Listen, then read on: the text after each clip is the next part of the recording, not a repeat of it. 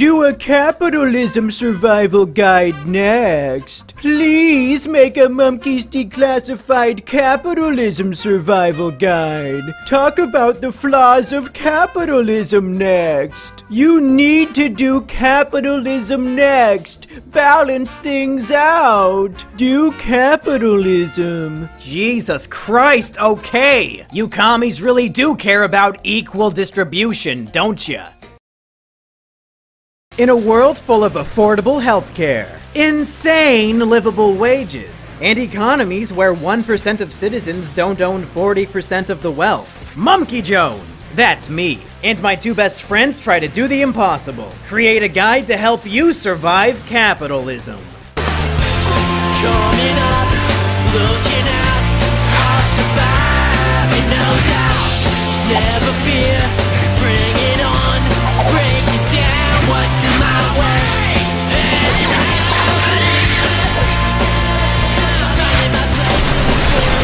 Mumkey's Declassified Capitalism Survival Guide. Your results may vary.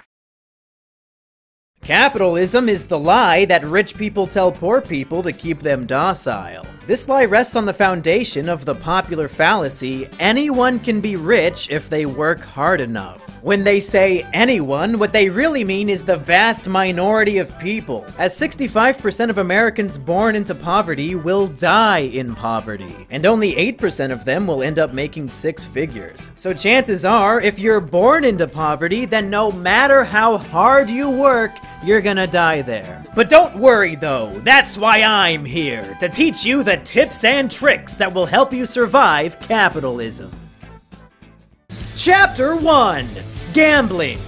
If you're born into poverty, one of the only ways you can become rich is by gambling. You might think that the best way to gamble your way into a higher social class would be by winning the lottery. But as it turns out, you only have a 1 in 175 million chance of hitting it big. That's why I recommend gambling in a high-stakes game that has a slightly higher chance of success. Going to college. Now, college is a big gamble. The average college graduate owes $37,000 in student loan debt. And there's no guarantee they'll find a job that reflects their level of education, or even a job at all. In fact, 51% of college graduates end up in a job that doesn't even require their college degree. Plus, it takes the average college graduate 21 years to pay off their student debt. Wow! 21 years of debt just to be an assistant manager at Starbucks? What a waste of time and money! That's what you get for majoring in African chimpanzee studies, you stupid ape. At least I didn't suck my professor's cock just to get a B-, you disgusting fucking whore!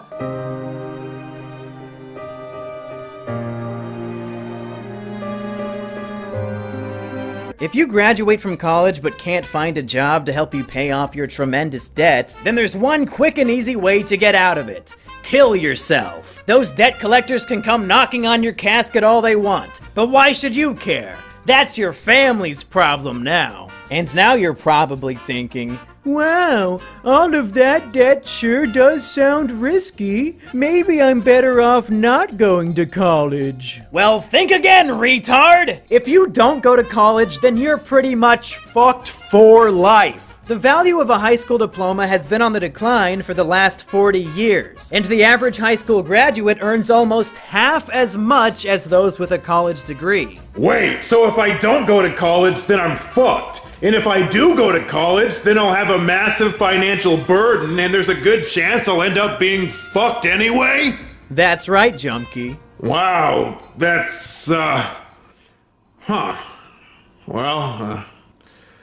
I want to fuck Jane Goodall, I guess. Chapter 2. How to stay alive without a livable wage. So yeah, if you're born into poverty, then chances are you're gonna stay there. Luckily, I've got a bunch of tips and tricks to make a livable budget out of an unlivable income. Let's do a little bit of Mumkey math!